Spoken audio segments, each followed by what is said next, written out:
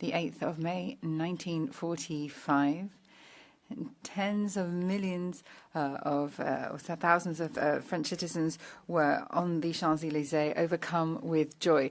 These celebrations took place all over Europe, London, in Benelux, in Copenhagen. The nightmare was finally over. The events from this time had profound consequences for all Europeans. For half of our continent, it was the start of reconstruction and reconciliation, but for the other half, liberation from the Nazis did not bring freedom. It was followed by occupation and oppression. This was a real turning point for Europe. We stand at another decisive moment in the history of our continent. The war in Ukraine will eventually come to a halt, but the way the war ends will shape our continent for generations to come. The future of the Ukrainians is at stake, but so is ours. A bad deal could encourage Russia to come back for more. It would be a recipe for more instability and insecurity. Instead, a just and lasting peace could usher in a new era of prosperity for Ukraine and help us build a new security architecture in Europe. A just and lasting peace that ensures Ukraine's sovereignty, respects the territorial integrity, and upholds the European aspirations. This is the crossroad we face, and Europe has a huge stake.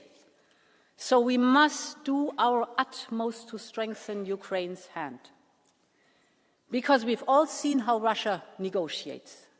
They bomb, they bully, they bury promises beneath rubble.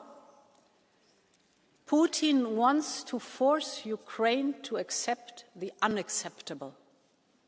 So the task we face is to help Ukraine stand strong, defy Putin's intimidation, and engage in peace talks based on its own conditions. And today I would like to focus on how we can do so and on three priorities for our action. First, support Ukraine's defense. Second, complete the phase-out of Russian fossil fuels. And third, accelerate Ukraine's accession path to our Union. Let me start with the military side, the so-called porcupine strategy. Russia is a permanent threat for the whole of Europe, so Ukraine must be strong enough to deter any future attack with deterrence through denial. Europe has already supported Ukraine with 50 billion euros in military aid, but now we must move from a logic of aid to a logic of integration of our defense industries. And this is the central element in our white paper, Readiness 2030. We're encouraging our member states to place orders directly in Ukraine's defense industry, because this is the most effective and the most cost-efficient way to support Ukraine's military efforts. We're focusing in particular on defense tech and innovation. Throughout the war, Ukraine has used technology to shift the dynamics on the battlefield, even and especially when Russian forces were stronger in numbers. But we also know that Russia has also learned from the war. So our goal, together with Ukraine, is to be so strong that Ukraine is indigestible for any potential invader.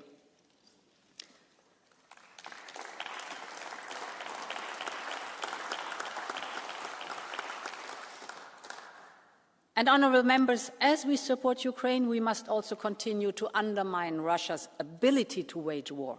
And this is my second point. Fossil fuel revenues remain a key source of funding for the Russian war machine. Let me give you two figures. At the beginning of the war, we spent 12 billion euros per month on Russian fossil fuels, 12 billion per month. Today we're down to 1.8 billion per month. So it's our core security interest to stop financing Putin's war chest. And for this, we must stop spending billions on Russian energy imports. I know that there is indeed a clear majority in the European Parliament to favour to do this. Last November, you voted to ban all imports on Russian fossil fuels. The Polish presidency is working hard on it. I also know that some are still saying that we should reopen the tap of Russian gas and oil. This would be a mistake of historic dimensions, and we would never let it happen. This has to be very clear too.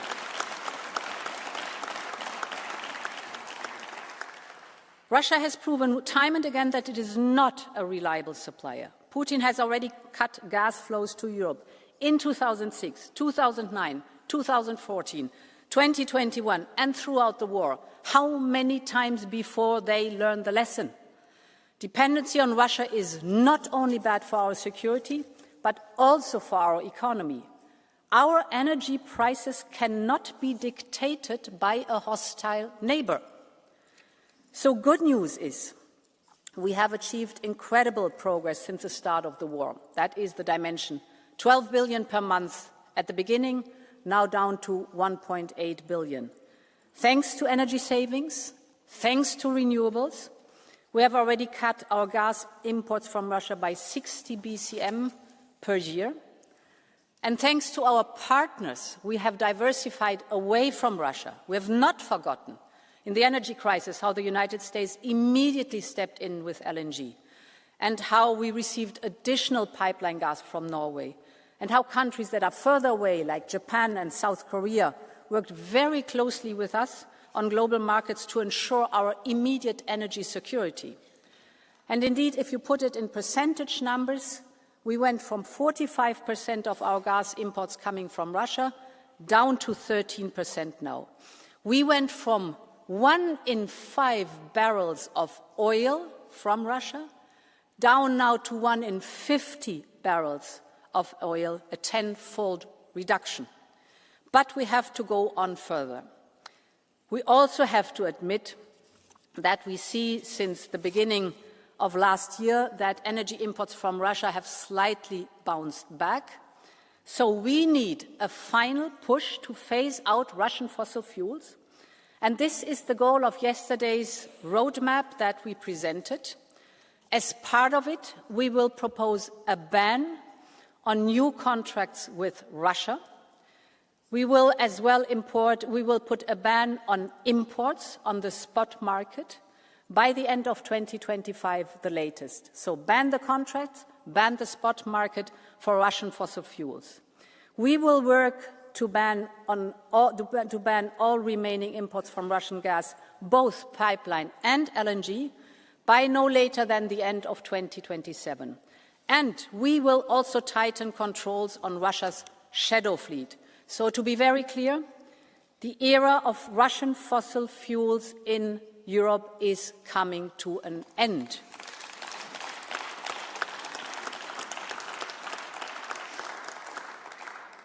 Honourable members, my last point is that we must accelerate Ukraine's path towards membership of our Union. It isn't just Ukraine's aspiration. Accession to the European Union can be the strongest security guarantee. And it was a central focus of my latest meeting with President Zelensky in Rome. We're working hard with Ukraine to open the first cluster of accession talks and to open all clusters in 2025. Ukraine joining our Union is the greatest guarantee of a just and lasting peace, because we know in our history, peace and European integration have always gone hand in hand. So let's bring Ukraine inside our Union. Let's walk the path of peace together. Slava Ukraini, long live Europe.